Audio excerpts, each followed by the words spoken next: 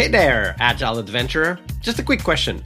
What if, for the price of a fancy coffee or half a pizza, you could unlock over 700 hours of the best Agile content on the planet? That's audio, video, e-courses, books, presentations, all that you can think of. But you can also join live calls with world-class practitioners and hang out in a flame war-free and AI slop-clean Slack with the sharpest minds in the game. Oh, and yes, you get direct access to me, Vasco, your Scrum Master Toolbox podcast. No, this is not a drill. It's the Scrum Master Toolbox membership. And it's your unfair advantage in the Agile world. So if you want to know more, go check out scrummastertoolbox.org/membership. That's scrummastertoolbox.org/membership. And check out all the goodies we have for you. Do it now. But if you're not doing it now, let's listen to the podcast. Hello, everybody. Welcome to this very special bonus episode of the Scrum Master Toolbox podcast. And joining us for this bonus episode is Alison Campbell. Hey, Alison, welcome to the show. Hey, thank you so much for having me. Thrilled to be here. Absolutely. So we have a lot to cover in today's episode. Alison is the founder and CEO of Unburned, an executive in residence at Bentley University's Center for Health and Business. And she's here to talk to us about what might be your biggest innovation risk. It's not a slogan. That's the result of Alison's research at Bentley University, and found in the data, burnout doesn't always look like someone is falling apart. Sometimes it looks like someone is still shipping and still moving fast and getting a lot done, while the deep capacity for thinking and really going through the details and putting things together might be disappearing.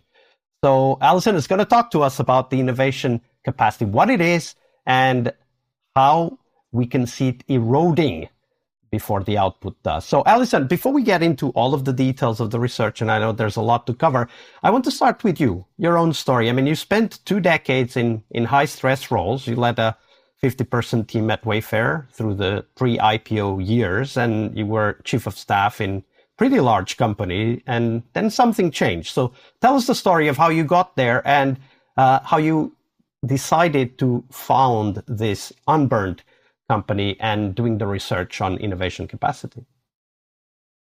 Yes. So thank you. Thank you for that introduction. And again, thrilled to be here. Yeah. So I, as you mentioned, spent nearly 20 years in a corporate career, moving from finance to e-commerce to HR tech.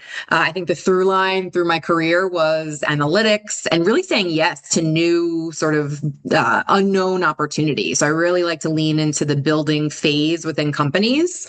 And for the most part, loved my career. I loved collaborating with people. I loved figuring out within the white space new opportunities to build and then to hire teams around and sort of watch results come to fruition. I think the turning point for me was the pandemic we went through, right? So not dissimilar to people quite literally around the world. You know, overnight, we were thrust into a new way of working. I had 2 little kids who all of a sudden overnight school shut down. So my daughter was in 1st grade at the time. She went from going to school, getting on the school bus to all of a sudden having to do Zoom learning. And then my 3-year-old at the time, his daycare was shut down for 6 months. So he was just home with us all day. And so I, while so grateful to have the opportunity to work remotely, also was feeling an enormous amount of stress and pressure, right? You know, the virus itself, the pandemic, the fear, the anxiety, and then figuring out how to keep all the plates spinning with a global team and at home with the kids. And so unfortunately, I, like so many others, kind of just pushed through that grind period, pushed through some of the warning signs. And over the course of about 18 months, kept showing up, kept normalizing the stress, the exhaustion, eventually the stomach aches as, well, this is just the price of entry. This is part of being a busy full-time executive and working mom. And it took landing in the emergency room with really severe stomach aches, stomach pains, and having to have surgery for me to actually realize, no, this wasn't normal. This was not sustainable. And that was really the take stock moment of kind of calling time out, pausing, and really reckoning with, where do I go from here, both as a person and as a professional? First of all, thank you for sharing that candid story. I can only imagine how that must have felt. Of course, I wasn't there, so I didn't feel what you felt, but I could see the emotion in the story that you were sharing and how important that was. Now, one of the things that we're told, many of us since we're kids, is that, if you do what you love, you will never work a day in your life. But your story tells us a different conclusion. How would you rephrase that? Because what you just shared shows that it's not enough to love what you do. I think, for me, I've always been incredibly ambitious, had a gritty work ethic from a very young age, watched my parents, watched my grandparents, really believed in, building a career and leaned into that. As I mentioned, loved working in that first chapter. And as you mentioned, there is that saying, if you love what you're doing, you don't work a day in your life. I think the problem is that when we oversubscribe, anything in extremes ultimately is not healthy. And so when we oversubscribe in I've got to just keep going, I'm ignoring maybe some of the things that are probably in your gut telling you, this is not sustainable. I think that when we push too far without ever having recovery, ever really allowing and enabling rest, that it gets into that danger point of potentially becoming unproductive and unhealthy. And the health part is very important here, not only in your story, but of course on the impact that it has on many people all over the world. But you made kind of a switch. You went from this is a personal health problem to this is more like a systems problem worth researching. And you went into that research. But what triggered that change in you that, okay, this isn't my problem. This is something wider that deserves attention and we need to study it? Yeah, it's a great question. I initially felt like it was a personal failure. I felt like I was holding on so tightly. I had everything down to the minute scheduled. I thought I was an expert at multitasking and being as productive as possible. And then all of a sudden it came crashing down and I felt like, wow, it seems like everyone else around me has it all figured out, has it all together. Where did I go wrong? What happened? Where do I go from here? And so there was a lot of shame. There was a lot of grief in pausing. My professional identity was such a big part of who I was. And as I slowly started recovering, sharing my story, getting back in touch with, friends, old colleagues, talking about what happened, a couple of things happened. The first was that people started feeling safe enough letting their own guard down and sharing, oh my gosh, I can't believe that happened. I'm so sorry. Here's what's going on with me. Like, I can't talk about this at work, but let me tell you my story. And the second thing that happened was people telling me, oh my gosh, I thought you had it all figured out, right? So mirroring back to me what I thought I was observing in everyone else. And I realized that I was, holding the mask up as well, right? Smiling through it, quite literally smiling through the pain, being super grateful to have that executive seat at the table and having reached this point in my career that I worked my whole life toward. But I realized I wasn't alone and I was not the only one. And this felt like a little bit more of a universal problem than just, one mom point in time. And that's when I started digging into the research, having more conversations and starting to have a hunch that this was bigger beyond just this was a particularly busier season for me, and was really more the aftermath of COVID and figuring out post-COVID hybrid work, remote work, the advent of AI rushing into work, right? And all the ways it was starting to disrupt workflows, roles, the identity of what does it even mean to be a professional. So it's kind of watching all of these disruptive factors intersect in conversations I was having. And I started to think, this is not just a well-being issue off to the side. This is absolutely partially a design and systems problem to continue to investigate and research. get into that research now. So the title of your research is When Burnout Looks Like Productivity.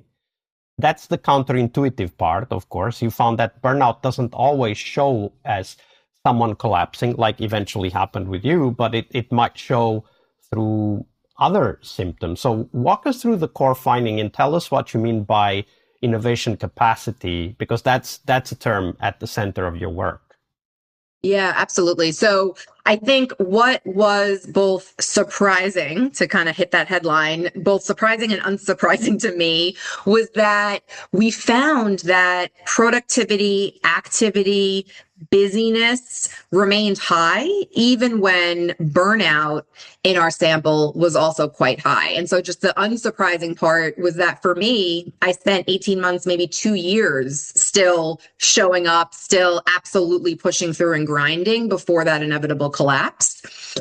But if we take a step back, what we were really interested to look at was what's happening with burnout, as I mentioned, in this post-COVID, now AI transformation, modern workplace. Are the symptoms that we find with burnout predictable? Are they modifiable? Can we look at systemic workplace constructs? Are there risk factors, again, that we can find whether or not the outcome of burnout will be, again, predictable? But then how does it impact innovation? Because I was looking beyond just, and I was really curious to unpack beyond just, is it impacting the individual, and really start to understand how it was having an impact on teams and organizations. And in this world that we're still defining right now in real time with, AI, as I mentioned, transforming everything with how work is getting done, I was really curious to understand how innovation itself was being impacted. And so we looked at that through the lens of two constructs. The first was innovative work behaviors, which is a predefined subscale that looks at the activities, the visible signs of innovation. So things like, I'm coming to meetings, I'm generating creative ideas. But the second construct was this notion of innovation capacity, as you mentioned, whether or not individuals had the cognitive bandwidth and space for complexity, making hard decisions, collaborating well over a long period of time. And so not just, am I coming to work? Am I coming to the meetings? Am I, visibly showing up? But do I have the ability to translate these ideas into durable long-term company value? And what we found, as I mentioned, is that even when activity, that innovative work behavior was high, when burnout was high, that population, that segment of our sample, had the lowest innovation capacity of the entire group we surveyed. And when we talk about innovation, and I think that's important for our audience, we're not just talking about innovation as in like product features or new products. We're talking about innovation in all aspects of our work, right? Yes. Like even the micro aspect or even the macro aspect, like processes or just strategies. Correct. Or trying out different tools or even being open to trying out different tools. Absolutely. Yes. Yes. So when I think about that, like I remember during COVID, there was this big trend, definitely on social media, potentially in society at large, called quiet quitting. Right. There was a lot of that discussion. But what you're telling us is that the quiet quitting wasn't the problem. The problem was we were burning the candle at both ends, with the people that were supposed to be the most productive in that particularly difficult time for us. Yes, possibly. And so we didn't necessarily, ask the question about quiet quitting of our sample. So within our study, not necessarily looking at a correlation between the two, but I think, we often think burnout looks like withdrawal. It looks like disengagement. It's the person that has already collapsed and shut down. But actually what we found was that the productive people still showing up had underlying risk, that they were on the path, right? They were potentially either mid burnout or reporting very, very high levels of burnout. And that cognitive capacity that you can't necessarily visibly see was already declining. And that's what companies rely on, right, to be able to actually move forward with. So one thing that is important in what you just said is that maybe the indicators of burnout are not necessarily visible if we're looking at or looking for disengagement, stepping back, not being active, and so on. So our audience, Scrum Masters and Agile coaches and leaders in software development in general, need to be aware of what these signs are. So when, as you say in the research, the teams that are supposed to move fast, to ship often, to generate ideas, might actually be the ones that are at higher risk of being in a burnout stage. What are the things we should be really looking for? Like what are the early markers, the things we should pay attention to when working with teams and individuals? Yeah. So what we found to be the most highly correlated to high burnout and low innovation capacity cluster around a few themes. And those themes were uncertainty around the role of AI in my work, unclear meeting outcomes, right? So we're going to a lot of meetings, but we're not quite sure what the action is coming out of those meetings. We found some clustered themes around fear and ambiguity. And so, look, the world we're living in right now is very uncertain. So it's not to say that we have to have everything perfectly clarified and that business needs to be very finite. There's no room for any agility, right? That's the wrong message. But what it does mean is that we need to provide bounds to our teams. We need to provide some clarification. So even in what might be an uncertain pivot, providing clear communication about what we do know and why, so that teams can operate within those parameters, led to lower burnout and higher innovation capacity, right? So support and trust. Can I name what is blocking progress? Do I feel safe enough to say this is what's at risk? Or is this a culture where we don't talk about what's not going according to plan and we just kind of keep our heads down and keep going? And so when you kind of strip that all down, it is a lot of best practice around good communication and psychological safety so that teams can feel like they can come to work, name what's blocking them, and then do their best work. And I think those are already great indicators and leads to questions that we can incorporate as Scrum Masters and Agile coaches. I can imagine easily, when we talk about AI adoption, which is a topic that comes up on the podcast very often, we can talk about it from the perspective of investigating, what is the level of uncertainty and anxiety, sometimes coming out as anger or frustration or anti-AI, right? Like the innovation capacity is present when people are able to ask questions, to be open, to explore, to want to play with something, whether it's a tool or a technique or a process or whatever. And when those are not present, as I understand what you're saying, this might be a good sign to investigate why. It might be just a circumstantial thing, of course, but it might be also a sign of other potentially burnout-related topics happening in the team or in an individual in particular. Absolutely. And I think the getting at the why is so important, right? So it's understanding, having a pulse on the team. And then I think kind of full circle, having the team understand the why, because we want people to be curious and to bring perspective and bring new thought, new ideas to the process, to the feature, to whatever it is they're working on. When that gets really suppressed, right? Where it's like, we don't want to hear no, we don't want to hear that there's a problem, and people are forced to really narrow the thinking and just chip away, is when it becomes very tactical. It becomes very reactive, and we're actually not getting the best from our people. And so, yeah, I think the why that you hit on is critical. Understanding maybe what's happening, and then ensuring that the team understands the bigger picture why of what the whole company is driving toward.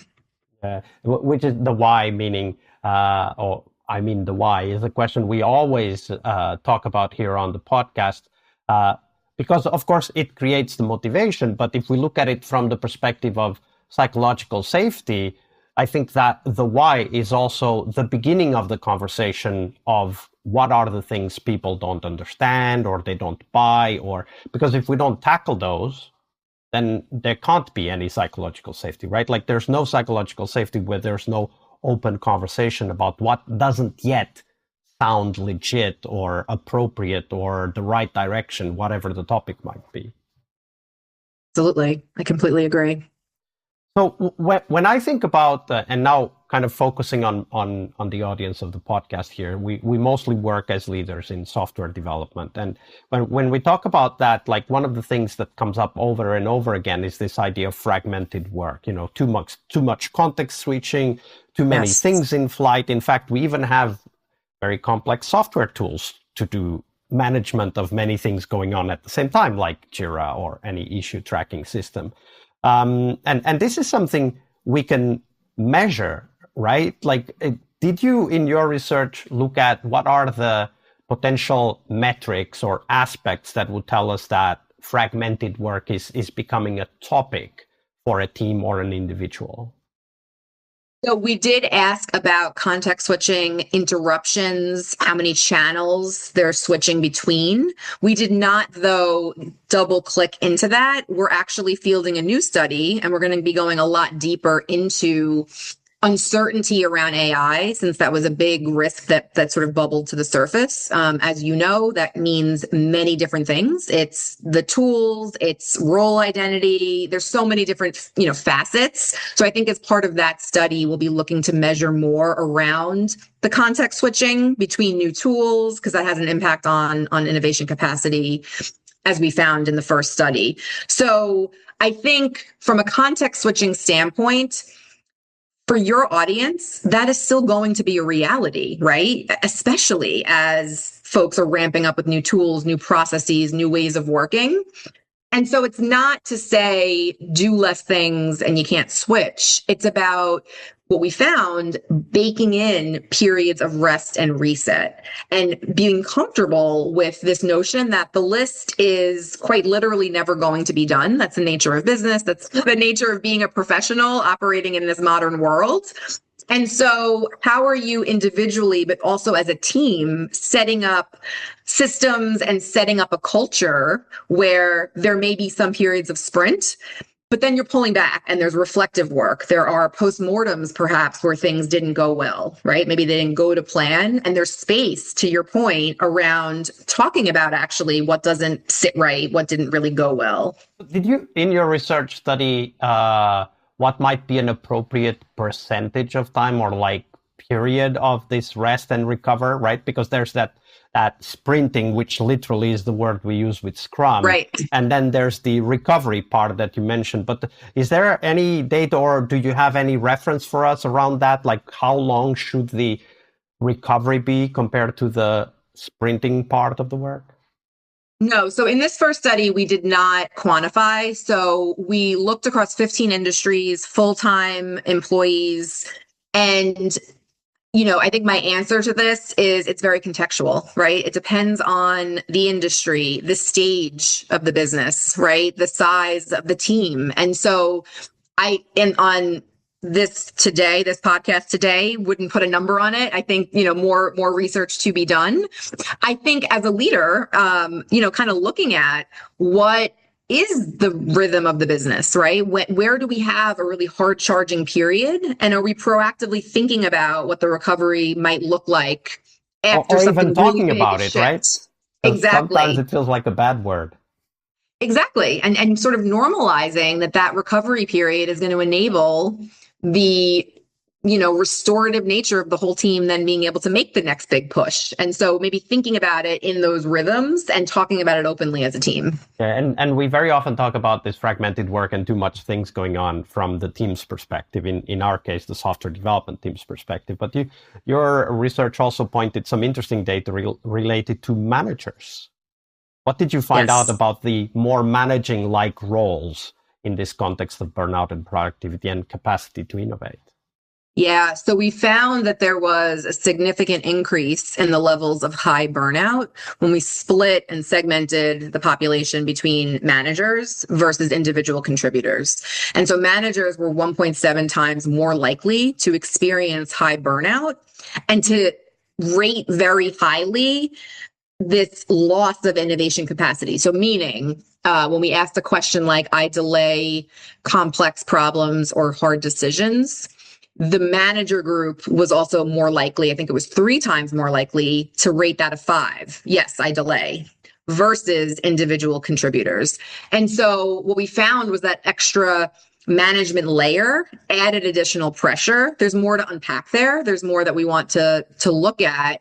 But we also have a second paper coming in September, where we're looking at the role of caregiving as a third dimension and trying to uncover this notion of a responsibility index. So beyond what is my responsibility as a manager at work, when I've got family obligations, I'm a caregiver, maybe I have an aging or sick family member, how does that impact burnout and innovation capacity? So more to come. Role of being a manager at work has added innovation capacity as well.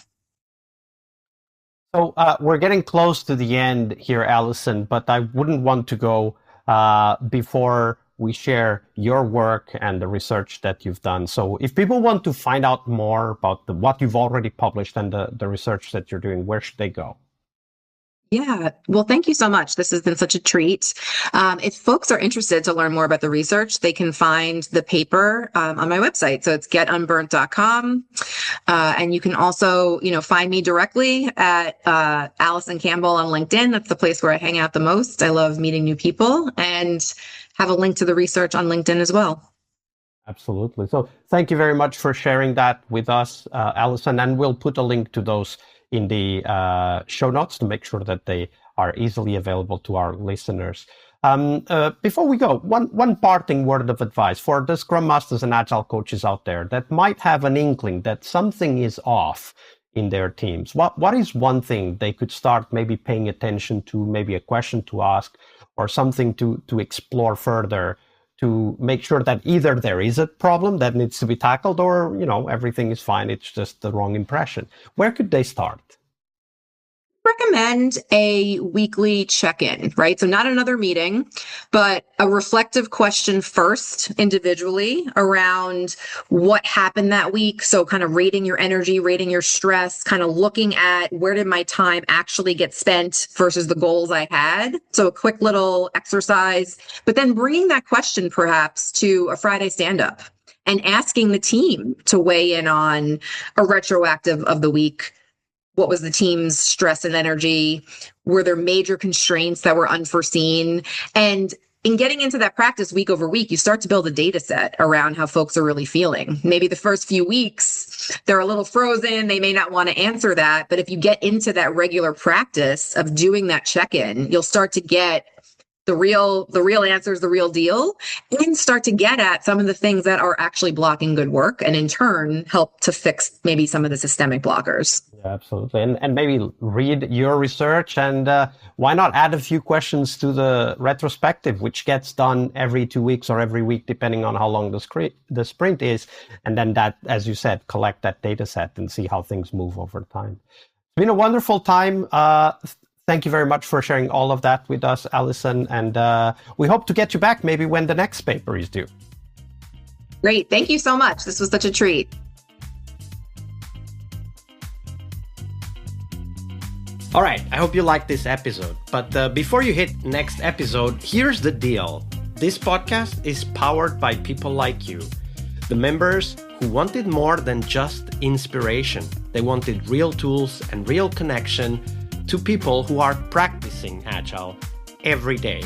We're talking access to over 700 hours of Agile Gold, CTO level strategy talks, summit keynotes, live workshops, e-courses, deep dive interviews, books, and if you're into no estimates, we got the pioneers of no estimates in those deep dive interviews as well. Agile business intelligence, creating product visions, coaching your product owner courses, you name it. You'll get invites to monthly live Q&As with Agile pioneers and practitioners, plus a private Slack community, which is free of all of that AI slop you see everywhere, and of course, without the flame wars. It's a community of practitioners that want to learn and thrive together. It's the best place to connect with community and learn together. So if this podcast has helped you before, imagine what you will get from this podcast membership. So head on over to scrummastertoolbox.org/membership and join the community that's shaping the future of Agile. And we have so much for you. So check out all the details at scrummastertoolbox.org/membership, because listening is great, it's important, but doing it together, that's next level. I'll see you in the community Slack. We really hope you liked our show. And if you did, why not rate this podcast on Stitcher or iTunes? Share this podcast and let other Scrum Masters know about this valuable resource for their work. Remember that sharing is caring.